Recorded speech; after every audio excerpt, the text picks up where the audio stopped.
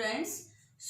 Today we will start class 11th biology chapter 19 excretory system in human beings. मतलब chapter का नाम तो दूसरा है बट अपन ह्यूमन बींग्स का एक्सक्रीटरी सिस्टम पढ़ रहे हैं यहाँ पर.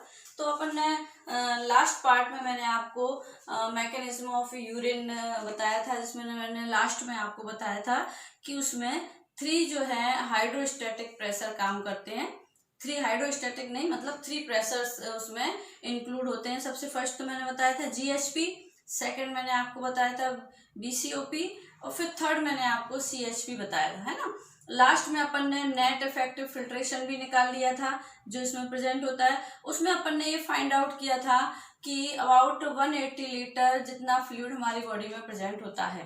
बट उस टाइम अपन ने डिस्कस किया था कि जो अपन यूरिन रिलीज करते हैं अप्रोक्स 1 और 2 लीटर यूरिन ही हम अपनी बॉडी से outside of the body release करते हैं, ठीक है ना. तो रिमेनिंग अराउंड 179 लीटर जो अप्रोक्स अपना फ्लूइड है वो जाता कहाँ है, क्वेश्चन अपना ये आया था, है ना. तो मैंने आपको उस टाइम पर ये बताया था कि वो वापस से एब्जॉर्ब हो जाता है या कहना चाहिए री एब्जॉर्ब हो जाता है, ठीक है ना. तो ग्लोमेरुलर फिल्ट्रेशन का जो 99% पार्ट वापस से एब्जॉर्ब हो जाता है, या कहना चाहिए अपने को उसका अपन ऐसा कह सकते हैं कि एब्जॉर्ब क्यों करते हैं अपन उसको. इसका रीजन है कि जो फिल्ट्रेशन हुआ था उसमें उस फिल्ट्रेशन में यूरिया तो ट्रांसफर हुआ ही है, बट उसके साथ साथ बहुत सारे और भी ऐसे सब्सटेंसेस थे जैसे वाटर है, सम अमीनो एसिड्स हैं, सॉल्ट्स हैं, विटामिन्स हैं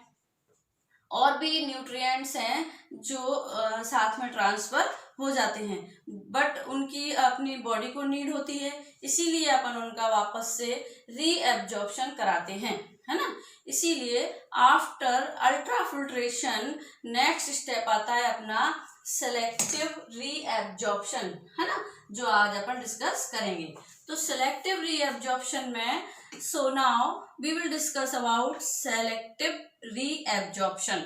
Okay, there is around 1 liter of glomerular filtration produced per day and only around 1.5 liter is put out as urine. जो जैसे as usual जैसे मैंने आपको बताया अभी, है ना. So left 99% contain vitamin, amino acid, fatty acids, large amount of water, salt along with excretory substances. Okay, so ये all तो blood के लिए necessary होते हैं, तो इनका रीअब्जॉर्प्शन होना भी कंपलसरी है. तो उसमें क्या होगा अपना कि रीअब्जॉर्प्शन बॉडी की नीड के अकॉर्डिंग होता है, मतलब बॉडी में जहाँ जैसी नीड होती है उसके अकॉर्डिंग टू अपन रीअब्जॉर्प्शन का प्रोसेस अपनी बॉडी करती है. सिंपल सी लैंग्वेज में अपन ऐसा कह सकते हैं वहां पर. So it is called selective reabsorption, है ना. एंड ये selective reabsorption PCT, Henle loop, DCT and collecting duct में होता है. अपन ये सब अभी पहले जो लास्ट अपन ने पार्ट पढ़ा था उसमें अपन ये सब डिस्कस करके आए हैं. ओके, तो सबसे फर्स्ट अपन लेते हैं रीअब्जॉर्प्शन इन PCT. तो इनमें जो ब्रश बॉर्डर प्रेजेंट होती हैं, जैसा मैंने आपको पहले भी बताया था कि जो PCT होती हैं इनकी जो मेम्ब्रेन होती है, इस मेम्ब्रेन में मैंने आपको यहाँ पर उसका पूरा डायग्राम भी अलग से एनलार्ज करके बनाया था उस टाइम पर कि जो उसकी आउटर मेम्ब्रेन जो इनर मेम्ब्रेन होती है उसमें जो जैसे अपने इंटेस्टाइन में बिलाई प्रेजेंट होती है फिंगर लाइक प्रोजेक्शन में, ऐसे ही यहाँ पर ब्रश बॉर्डर प्रेजेंट होती है, ठीक है ना. इसकी वजह से मेजर पार्ट का रीअब्जॉर्प्शन PCT में ही हो जाता है. ओके, हियर जो भी इसेंशियल अपने न्यूट्रिएंट्स हैं लाइक ग्लूकोज है, सोडियम है, पोटेशियम है, अमीनो एसिड है, जो भी हैं ये are completely reabsorbed by active transport होता है. अपन ऐसा कह सकते हैं इसमें कि जो रीअब्जॉर्प्शन का प्रोसेस हो रहा है वो किसके थ्रू होता है, एक्टिव ट्रांसपोर्ट के थ्रू होता है. अब इसमें कंसंट्रेशन के अकॉर्डिंग नहीं होता, बिकॉज अगेन द कंसंट्रेशन, ये भी ऑल थिंग्स का यदि अपन देखें रीअब्जॉर्प्शन होता है तो इन सभी प्रोसेस के लिए एनर्जी की नीड होगी. और एनर्जी की नीड होगी, तो हमने पहले भी देखा था जो पीसीटी की सेल्स में माइटोकॉन्ड्रिया का नंबर ज्यादा होता है और एनर्जी भी हमें मोर क्वांटिटी में प्रोवाइड करता है। एंड जो अपन कह सकें कि रीअब्जॉर्प्शन रीनल थ्रेशोल्ड वैल्यू के बेस पर होता है। तो फर्स्ट अपन देखते हैं कौन सा थ्रेशोल्ड, हाई थ्रेशोल्ड वैल्यू। ये हाई थ्रेशोल्ड वाली वैल्यू कौन सी होती है चीजें, वो कंप्लीटली मतलब वो चीजें हैं जो कंप्लीटली रीअब्जॉर्प्शन हो जाती हैं या रीअब्जॉर्ब हो जाती हैं। तो सबसे पहले अपन लें उसके एग्जाम्पल कौन कौन से हैं ऐसी थिंग्स के, ग्लूकोज है, अमीनो एसिड है, ये किस में आ जाती हैं, हाई थ्रेशोल्ड वैल्यू वाली चीजें हैं जो कंप्लीटली रीअब्जॉर्ब हो जाती हैं। लो थ्रेशोल्ड वैल्यू मीन्स जो पार्शियली रीअब्जॉर्ब होती हैं, मीन्स जो वाटर है, मिनरल्स हैं, सॉल्ट्स हैं, ये मतलब अपनी जो यूरिन रिलीज करते हैं उसमें सम सॉल्ट भी होते हैं, मिनरल्स भी पास हो ही जाते हैं, मतलब इनका पार्शियली रीअब्जॉर्प्शन होता है। नॉन थ्रेशोल्ड वैल्यू, इसमें कौन से आ जाएंगे, जिनका रीअब्जॉर्प्शन बिल्कुल भी नहीं होता। अब ये अपने को ऑटोमेटिकली समझ जाना चाहिए कि कौन से हैं ऐसी थिंग्स, जो यूरिया है, यूरिक एसिड है, क्रिएटिनिन है, सल्फेट है, ऐसे सब्सटेंसेस हैं जो नॉन थ्रेशोल्ड वैल्यू में आती हैं, ऐसी थिंग्स है ना, जिनका रीअब्जॉर्प्शन बिल्कुल भी नहीं होता। क्यों? बिकॉज ये हमारी बॉडी के लिए हार्मफुल होते हैं। नेक्स्ट अपन इसमें लेते हैं, अपन ने अभी पीसीटी में देखा है रीअब्जॉर्प्शन इन हेनले लूप। तो अपन ने यहाँ हेनले लूप का मैंने आपको पहले बता चुकी हूँ ये सब डायग्राम के अकॉर्डिंग कि हेनले लूप में इसका जो डिसेंडिंग पार्ट होता है, डिसेंडिंग पार्ट कौन सा होगा, ये वाला होगा, ठीक है ना, मतलब जो ऊपर से नीचे जा रहा है, तो डिसेंडिंग पार्ट है, तो वो वाटर के लिए परमेबल होता है एंड सॉल्ट्स या आयन के लिए इम्परमिएबल होता है ना। अब जो इस असेंडिंग पार्ट है, असेंडिंग पार्ट मीन्स जो अपना ये वाला पार्ट है ना, असेंडिंग पार्ट में नीचे से ऊपर जा रहा है, तो इस वाले पार्ट में जो सॉल्ट्स हैं, इलेक्ट्रोलाइट्स हैं, मीन्स जो आयंस हैं, इनके लिए ये परमेबल होता है, बट वाटर के लिए इम्परमिएबल होता है। ध्यान रखना ये चीज, डिसेंडिंग पार्ट जो होता है वाटर के लिए परमिएबल होता है, असेंडिंग पार्ट मिनरल्स के लिए, सॉल्ट्स के लिए या अपन कहें इलेक्ट्रोलाइट्स के लिए परमिएबल होता है, बट वाटर के लिए इम्परमिएबल होता है। हेनली लूप में ऊपर का पार्ट थिक होता है, पहले भी मैंने बताया था, और लोअर पार्ट थिन होता है। ओके, नेक्स्ट अपना आता है रीअब्जॉर्प्शन इन डीसीटी। जो डीसीटी है अपना, पीसीटी डीसीटी दोनों पैरेलल में चल रहे हैं, है ना। तो डीसीटी में क्या होता है, हियर बॉडी की नीड के अकॉर्डिंग आयंस, वाटर, इनका रीअब्जॉर्प्शन होता है, और इसके लिए जो एल्डोस्टेरोन कंडीशनल रीअब्जॉर्प्शन कराता है। एल्डोस्टेरोन क्या है, हार्मोन है जो एड्रिनल ग्लैंड से सिक्रेट होता है, ऑलरेडी मैं बता चुकी हूँ। और एड्रिनल ग्लैंड कहाँ प्रेजेंट होती है, किडनी के ऊपर साइड में प्रेजेंट होती है, ठीक है ना। तो जो एल्डोस्टेरोन हार्मोन है ये कंडीशनल रीअब्जॉर्प्शन कराता है, और सॉल्ट्स का एंड एडीएच क्या है, एडीएच है एंटी डाईयूरेटिक हार्मोन, इसका फुल फॉर्म है। जो एडीएच है वो वाटर का रीअब्जॉर्प्शन करने के लिए रिस्पॉन्सिबल होता है। यहाँ 2 हार्मोन्स काम कर रहे हैं। सबसे पहला एल्डोस्टेरोन, ये कंडीशनल रीअब्जॉर्प्शन कराता है और सॉल्ट का, एंड जो एडीएच है वो वाटर का रीअब्जॉर्प्शन करने के लिए रिस्पॉन्सिबल होता है। मतलब दोनों ने अपने अपने काम अलग अलग डिसाइड कर लिए हैं, है ना। अब अपना आता है नेक्स्ट रीअब्जॉर्प्शन कलेक्टिंग डक्ट। ये जो कलेक्टिंग डक्ट अपन ने यहाँ पर बनाई हुई है, इसको अपन ने उस दिन भी डिस्कस किया था। तो इसका जो एंटीरियर पार्ट होता है, ठीक है ना, वो वाटर के लिए परमेबल होता है, एंटीरियर पार्ट। और जो इसका मतलब अपने को कहना चाहिए एंटी डाईयूरेटिक हार्मोन है, मतलब एडीएच जो अपन ने पढ़ा की प्रेजेंस में होता है। क्यों? क्योंकि ये वाटर के लिए रीअब्जॉर्प्शन में हेल्प करता है ये हार्मोन। फॉर एग्जाम्पल हमने वाटर बहुत कम क्वांटिटी में पिया, अपन कहते हैं ना कि पानी कम पिया इसलिए अपने को कॉन्स्टिपेशन हो जाता है, वो यही सब इसके साइड इफेक्ट होते हैं, है ना।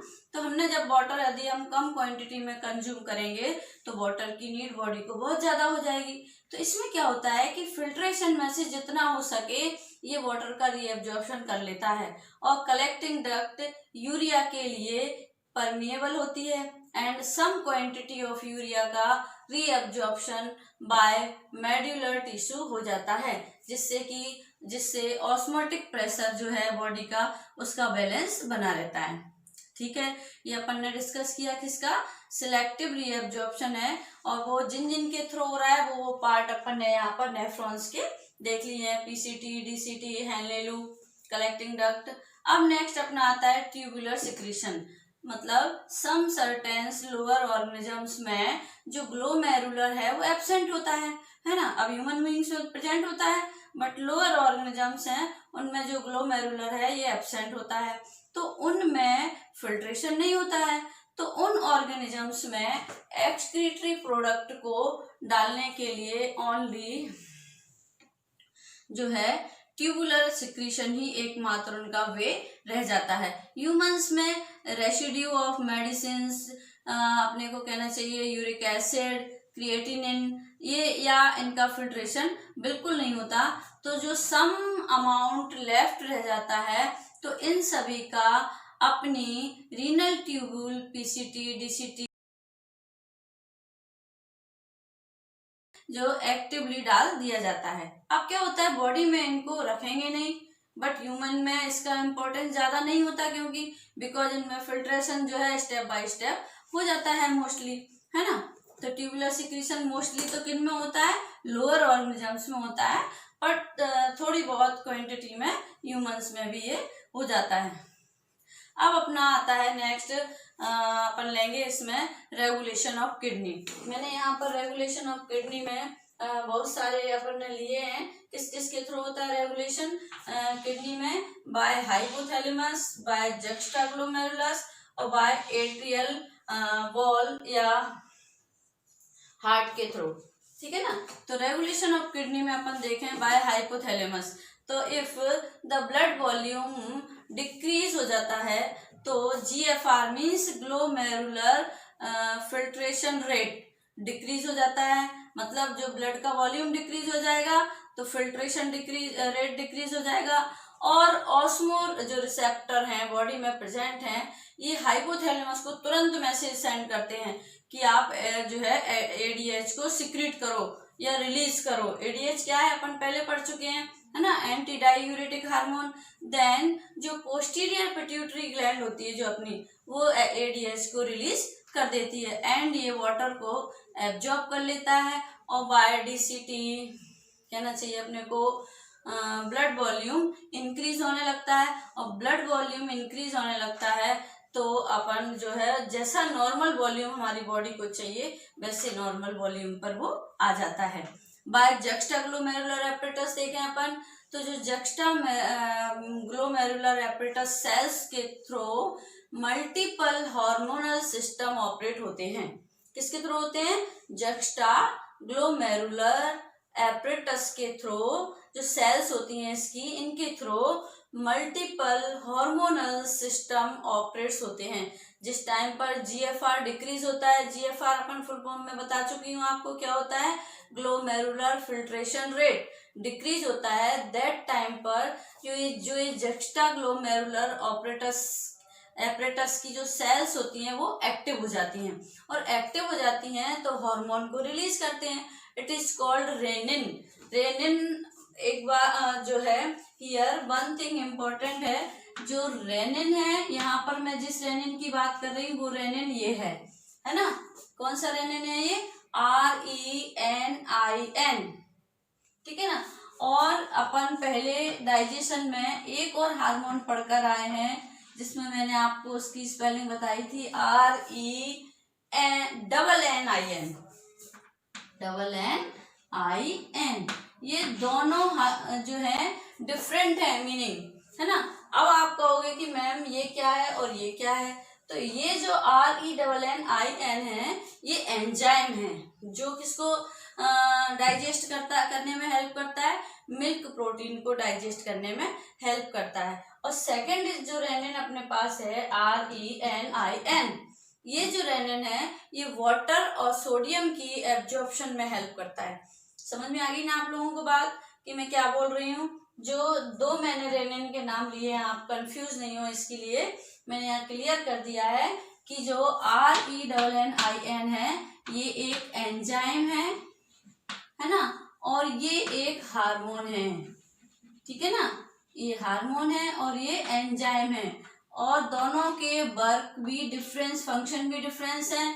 ये जो एंजाइम है ये मिल्क प्रोटीन को डाइजेस्ट करने के लिए रिस्पॉन्सिबल है, और ये जो रेनिन हार्मोन है ये किसके लिए रिस्पॉन्सिबल है, सोडियम एंड वाटर की एब्जॉर्प्शन में ये हेल्प करता है। ओके, रेनिन हमारी ब्लड में जो एंजियोटेंसिनोजेन जो प्रेजेंट होते हैं इनको angiotensin first and angiotensin second में कन्वर्ट कर देता है एंड ये वाटर के एब्जॉर्प्शन में हेल्प करते हैं।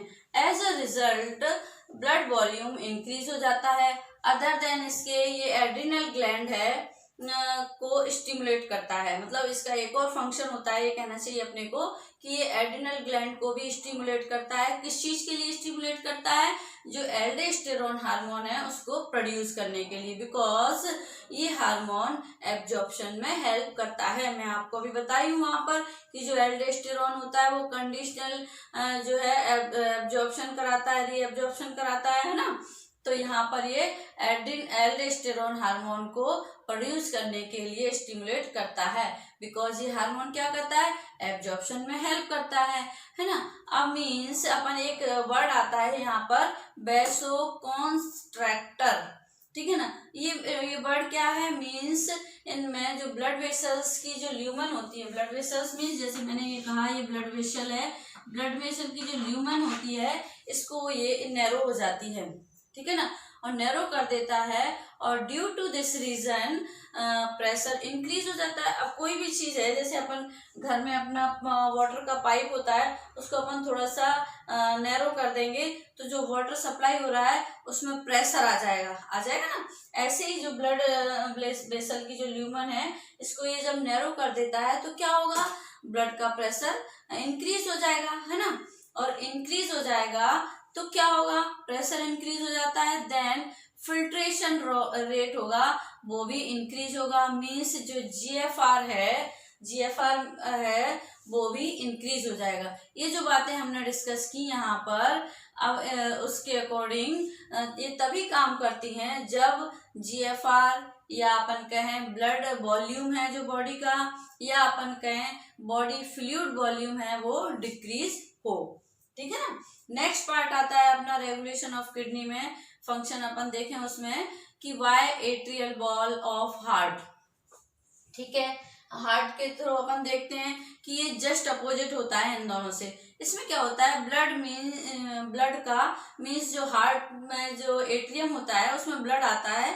अपन ने पढ़ा था जब मैंने आपको सर्कुलेटरी सिस्टम पढ़ाया था कि एट्रियम में ब्लड बहुत प्रेशर के साथ आता है ना, और हार्ट में तभी इसीलिए अपने हार्ट में एक प्रेशर क्रिएट हो जाता है, it is called ANF means इसका फुल फॉर्म है एंटी न्यूट्रियूरेटिक फैक्टर, है ना, एंटी न्यूट्रियूरेटिक फैक्टर, है ना, ANF।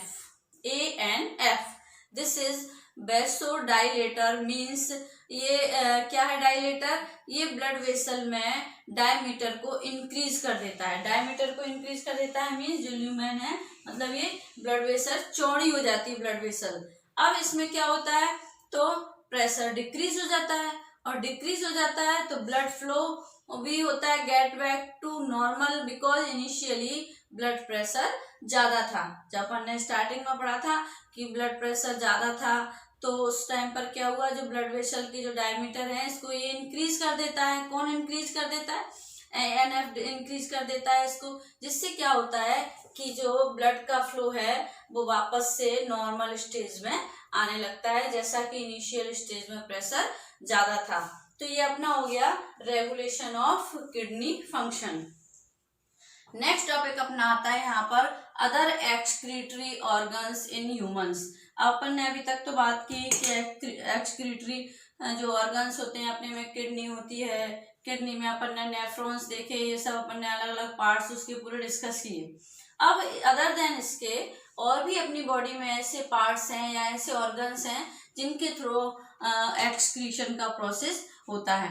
सबसे फर्स्ट आता है इसमें अपना स्किन। स्किन में अपन देखें urea, lactic acid, salts and जो एक्सेस वाटर है वो excreted out of the body by the sweat glands in the form of sweet, है ना। अब आता है नेक्स्ट लंग। लंग मतलब क्या है कि जो स्किन होती है, जैसे अपने को पसीना आता है, पसीना के थ्रू या लैक्टिक एसिड मतलब के थ्रू, इन सब के थ्रू अपने में जो सीबेसियस ग्लैंड पाई जाती है उसके थ्रू पसीना निकल जाता है ना। इस तरह से अपन देख सकते हैं कि स्किन भी as a excretory organ function play करती है या रोल प्ले करती है। नेक्स्ट आता है अपना लंग्स। लंग्स के थ्रू क्या होता है, लंग्स में अपन ने रेस्पिरेशन में पढ़ा था कि CO2 इन एक्सक्रीटरी सब्सटेंस क्या है, CO2 एक एक्सक्रीटरी प्रोडक्ट है, ऐसा कहना चाहिए अपने को। It is excreted out by the lungs through exhalation. Exhalation के थ्रू अपन CO2 को बॉडी के बाहर कर देते हैं। लास्ट अपना आता है एक और एक्सक्रीटरी ऑर्गन, देखें तो लिवर है। Formation of urea from NH3 by ornithine cycle, formation of bile pigments during break down of dead RBCs। ये मैंने आपको पहले भी बताया था जब अपन ने पढ़ा था कि लिवर में जो यूरिया का फॉर्मेशन होता है तो किससे होता है, NH3 मतलब अमोनिया से। अब किसके थ्रू होता है, ऑर्निथिन साइकिल या यूरिया साइकिल के थ्रू होता है, ठीक है ना। इस तरह से ये 3 ऑर्गन हैं जो स्किन, लंग्स एंड लिवर, ये भी हमारी बॉडी में एज एक्सक्रीटरी ऑर्गन्स ही रोल प्ले करते हैं, ठीक है। अपना नेक्स्ट आता है टॉपिक अब now we will discuss about disorders of renal, या अपन कह सकते हैं अपन कि जो एक्सक्रीटरी सिस्टम से रिलेटेड जितने भी डिसऑर्डर्स हैं, जितनी भी अपनी डिजीजेस हैं वो उनको अपन अब यहाँ पर डिस्कस करेंगे। तो सबसे फर्स्ट अपन रहेंगे रीनल कैल्कुलाई। ये है अपना फर्स्ट रीनल कैल्कुलाई। इसमें फर्स्ट आता है मीन्स क्या होता है, स्टोन। सबने सुना होगा, कई लोगों से अपन सुनते हैं कि उनको पथरी हो गई है या स्टोन हो गया है। जब भी हम ऐसा फूड लेते हैं, ये होता क्या है कि जब भी हम ऐसा फूड लेते हैं जिसमें इनसॉल्युबल सॉल्ट्स प्रेजेंट होते हैं, मीन्स जिनको हमारी बॉडी में ये क्या कहना चाहिए अपने को, सॉल्युबल नहीं होते और ये अपनी बॉडी में रह जाते हैं एंड आवर बॉडी में जाकर ये धीरे धीरे कलेक्ट होते रहते हैं।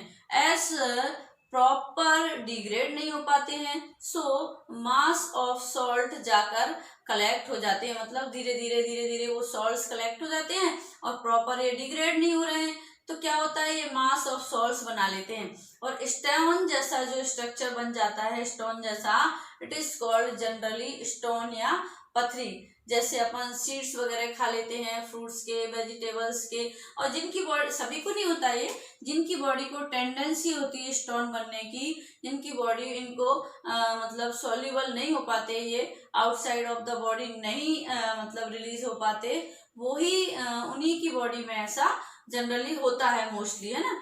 और इसीलिए डॉक्टर हमेशा उन लोगों को ऐसा मतलब सलाह देते हैं कि आप लोग सीड्स वाली चीज़ें नहीं खाएं, जैसे अमरूद वगैरह के सीड्स हैं, टोमेटो के सीड्स हैं, मिर्ची के सीड हैं, लिचिली के, है ना, तो इनको नहीं खाने की आपको सलाह दी जाती है जिन पेशेंट्स को की बॉडी में स्टोन बनने की टेंडेंसी होती है। सो सेकंड नंबर पर अपन ले रहे हैं ग्लोमेरुलोनेफ्राइटिस। सो क्या होता है ये ग्लोमेरुलोनेफ्राइटिस? सो व्हाट हैपेंस, तो ग्लोमेरुलर टफ्ट ऑफ कैपिलरीज होता है, मालूम है हमें। इफ किसी भी रीजन से ये कैपिलरी डैमेज हो जाती है, so filtration will not occur in proper way, है ना। इट मीन्स हियर जो एक्यूमुलेशन ऑफ फैट, कोलेस्ट्रॉल और ब्लड प्रेशर, ये जो मतलब इनमें से कुछ भी हो रहा है, मैं किसी भी टाइप से चेंजेस हो रहा है, तो ये क्या करेंगे, मतलब इस तरह की कोई भी कंडीशन अपनी बॉडी में क्रिएट हो रही है कि मतलब फैट का एक्यूमुलेशन हो रहा है, कोलेस्ट्रॉल बढ़ रहा है, आजकल अपन ये जनरली बहुत ज़्यादा सुनते हैं, बीपी हाई हो रहा है, ब्लड प्रेशर लो या हाई कुछ भी हो सकता है, ये किसी भी टाइप के चेंजेज अपनी बॉडी में यदि शो हो रहे हैं तो अपने को समझ लेना चाहिए कि वो क्या डैमेज हो रहा है, हमारा ग्लोमेरुलस डैमेज हो रहा है, and this condition is called glomerulonephritis. Okay, next अपन लेते हैं रीनल फेलियर। रीनल फेलियर क्या होता है, सब जानते हैं, मतलब किडनी फेल हो जाना।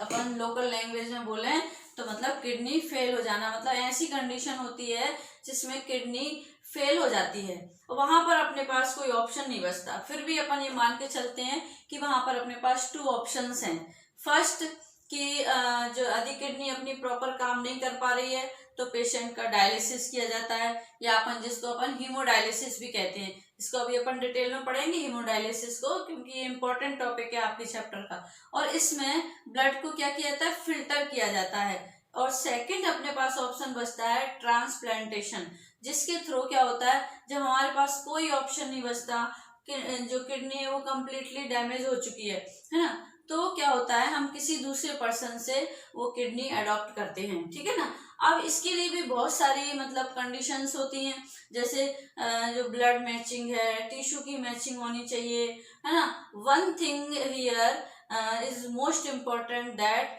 इफ वो पर्सन हमारी फैमिली से है या नियरेस्ट है या क्लोज रिलेटिव होता है, तो हमें ये ब्लड मैचिंग, टिश्यू मैचिंग के लिए वो प्रोसेस इजीली हो जाता है और वो बेटर भी होता है हमारे लिए, है ना।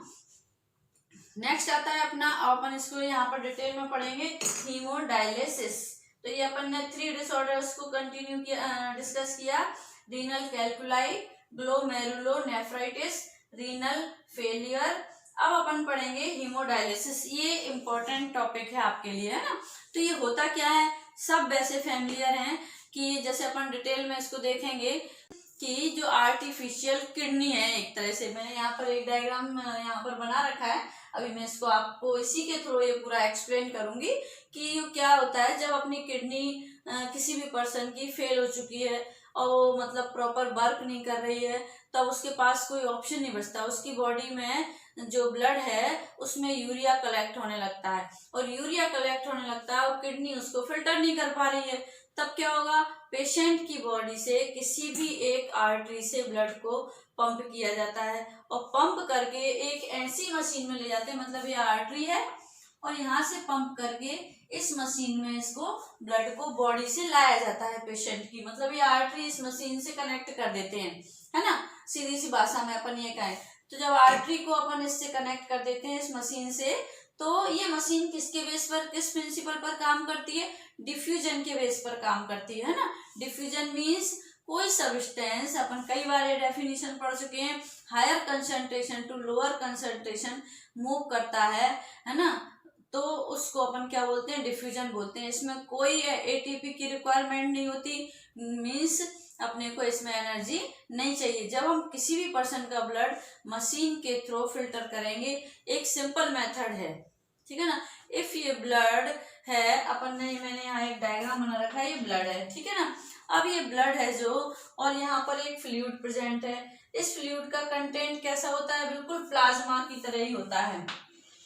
मीन्स अपन ने जो प्लाज्मा का कंटेंट पढ़ा था ना, कि प्लाज्मा में जो कंटेंट होता है सेम वैसे ही इस फ्लूइड में कंटेंट प्रेजेंट होते हैं, पूरे सेम वैसा ही होता है, मतलब एक्सपेक्ट यूरिया को छोड़ दें अपन, तो सिंपल सी बात है कि higher concentration to lower concentration की साइड मूवमेंट होता है।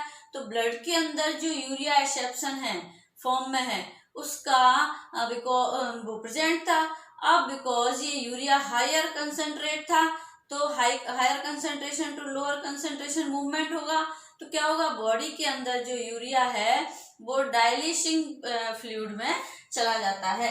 जैसे यहाँ पर अपन ने देखा कि जैसे अपन ने आर्टरी को यहाँ से कनेक्ट किया और ब्लड को इसमें ट्रांसफर करना स्टार्ट कर दिया, तो फर्स्ट स्टेप में जाकर यहाँ ब्लड को 0 डिग्री सेल्सियस पर होल्ड किया जाता है, उसका टेम्परेचर, फिर ये यहाँ से ट्रांसफर होकर जाता है, तो यहाँ अपने को एक केमिकल ऐड किया जाता है। जैसे ही ब्लड, ये जो मैंने कहा ना, ये ब्लड है और ये जो फ्लूइड है, तो ये जो फ्लूइड है इसमें पहुंचता है जैसे ही, तो यहाँ पर एक केमिकल ऐड किया जाता है।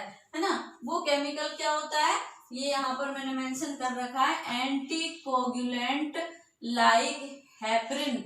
हेपरिन होता है एक केमिकल जो कैसा होता है, anti coagulant. Anti coagulant means कि ये ब्लड की क्लॉटिंग होने से बचाता है, क्योंकि यहाँ फिल्ट्रेशन होना है उसका, तो ये क्या करेगा, यहाँ ये इसमें आ जाएगा क्या, यूरिया। अभी मैंने बोला ना कि जो अपना ये फ्लूइड है, फ्लूइड का नेम क्या है, डाइल्यूसिंग फ्लूइड में चला जाता है। सो ऑल यूरिया फिल्टर हो जाता है, बट आर्टरी के थ्रू ब्लड को पंप करते हैं, उस मशीन तक एक केमिकल ऐड करते हैं, मैंने आपको बताया। विच क्या है, ये हेपरिन है, जो एंटीकोगुलेंट होता है, जो ब्लड को क्लॉटिंग में हेल्प करता है। तो ये एंटीकोगुलेंट होता है, मीन्स ये ब्लड की क्लॉटिंग को रोकता है। और जितना भी ब्लड है जो मशीन के अंदर जा रहा है, इस मशीन में lot of tube like structure दिखाई देती हैं अपने को। ये देखो, ये ट्यूब लाइक स्ट्रक्चर अपने को दिख रही हैं, ये एज ए ब्लड वेसल्स की तरह वर्क करती हैं यहाँ पर। जैसे अब मैंने यहाँ पर आपको बताया ना कि अपना जो नेफ्रॉन का स्ट्रक्चर है, तो ये तो अपनी नेचुरल किडनी में है ना। अब आर्टिफिशियल किडनी में भी इसी तरह का एक सेटअप पूरा बनाया जाता है, जिसमें बहुत सारी ट्यूब लाइक स्ट्रक्चर अपने को दिखाई देती हैं, जो ये अपने को डाइल्यूसिंग फ्लूइड है, ठीक है ना। डाइल्यूसिंग फ्लूइड है, मैंने आपको बताया था। इस डाइल्यूसिंग फ्लूइड का जो कंटेंट होता है सेम प्लाज्मा की तरह होता है ना। तो ना तो क्रिएटिनिन, ना यूरिया, और ना ही एनी जो है पॉइजनस सब्सटेंसेस होता है इसमें। और ये ऑल ब्लड वेसल्स जो ट्यूब लाइक, मतलब अपने को कहना चाहिए ट्यूब हैं, इनके थ्रू जितना भी ब्लड है वो बॉडी में वापस सेंड कर दिया जाता है। मतलब इसका एक प्रोसेस होता है। अपन देखें, यहाँ से ब्लड एंटर किया, उसको कूल किया, फिर इसमें आया, यहाँ से यहाँ गया, यहाँ डाइल्यूसिंग फ्लूइड में गया, तो डाइल्यूसिंग फ्लूइड में यूरिया जाता है, तो यहाँ एक केमिकल ऐड कर देते हैं अपन, हेपरिन, और हेपरिन से ये यहाँ पर पूरा यूरिया फिल्टर हो जाता है, और जो फिल्ट्रेट ब्लड है वो यहाँ पर आ जाता है पूरा, और ये यहाँ से वापस यहाँ तक आ जाता है। अब यहाँ पर एक और कहना चाहिए केमिकल होता है जो एंटी हेपरिन होता है। मतलब यहाँ तो एंटी कोगुलेंट था, है ना, ये एंटी हेपरिन है। और क्योंकि अब इसको नीड नहीं है कोई भी इस तरह की क्लॉटिंग को रोकने के लिए, फिर जो अपन ने ब्लड को यहाँ पर कोल्ड किया था 0 डिग्री सेल्सियस पर, तो इस बॉक्स में आकर वो नॉर्मल टेम्परेचर पर ब्लड आ जाता है, जैसे नॉर्मल बॉडी टेम्परेचर होता है वैसे ही, ठीक है ना।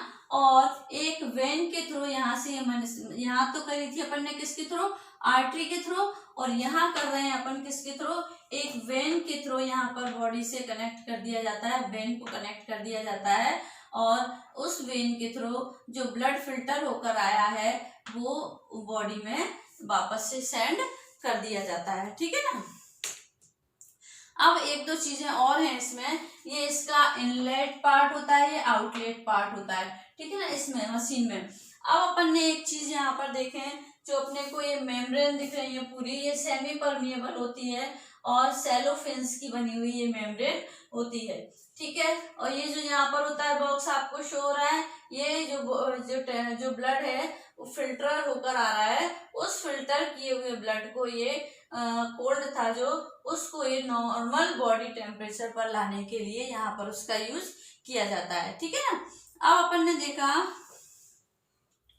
कि ये मेम्ब्रेन क्या करती है, जो मैंने पढ़ा ना सेलोफेंस की बनी हुई मेम्ब्रेन होती है, ये मेम्ब्रेन ब्लड के अंदर जितना भी यूरिया होता है, बिकॉज ये हायर कंसेंट्रेट है, ये ऑल यूरिया डाइल्यूसिंग फ्लूइड में पहुंचा देती है। मतलब इन मेम्ब्रेन का ये फंक्शन है।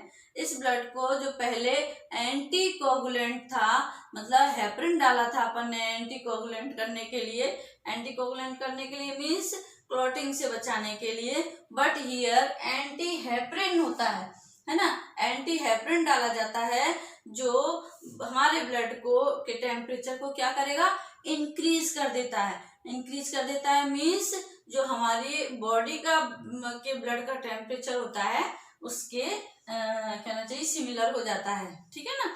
और एक वेन के थ्रू बॉडी जो फिल्टर ब्लड है उसको बॉडी के अंदर सेंड कर दिया जाता है ना। सिंपल सी बात थी, यहाँ पर आपको समझ में आ गया होगा हीमोडायलिसिस। सो स्टूडेंट्स, आज अपना ये excretory products and there elimination chapter 19 complete हो चुका है। अपन ने ऑल टॉपिक्स को बहुत अच्छे से यहाँ पर डिस्कस किया है ना। आज अपन ने डिस्कस किए थे सेलेक्टिव रीअब्जॉर्प्शन, उसमें अपन ने बहुत सारे मतलब पार्ट्स लिए थे, पीसीटी, डीसीटी, हेनली लूप, इन सब के थ्रू अपन ने रीअब्जॉर्प्शन का प्रोसेस, कलेक्टिंग डक्ट, ये सब अपन ने रीअब्जॉर्प्शन के फॉर्म में यहाँ पर अपन ने पढ़ा था। नेक्स्ट अपन ने यहाँ पर देखा था रेगुलेशन ऑफ किडनी फंक्शंस में by hypothalamus, by juxtaglomerulus, by atrial wall और अदर एक्सक्रीटरी ऑर्गन्स को भी अपन ने यहाँ पर डिस्कस किया था। वो अपन ने लिए थे skin, lungs and liver. Next अपना आता है डिसऑर्डर्स। तो डिसऑर्डर्स में मैंने आपको बताया था रीनल कैल्कुलाई। रीनल कैल्कुलाई को मैंने क्या बताया था, स्टोन ग्लोमेरुलोनेफ्राइटिस, जिसमें इन्फ्लेमेशन हो जाता है ना कैपिलरीज का। रीनल फेलियर मतलब किडनी फेल हो जाना। नेक्स्ट टॉपिक अपन ने डिस्कस किया था हीमोडायलिसिस। तो इस तरह से अपन ने ये सब यहाँ पर डिस्कस कर लिया है पूरा चैप्टर। अब यदि आपको कोई भी प्रॉब्लम है इस चैप्टर से रिलेटेड तो आप लोग मेरे कमेंट बॉक्स में डाल दीजिएगा, और मेरे चैनल को यदि आप लोग मतलब पसंद करते हैं, लाइक करते हैं, तो एक बार लाइक और सब्सक्राइब जरूर कर दीजिएगा। Thank you.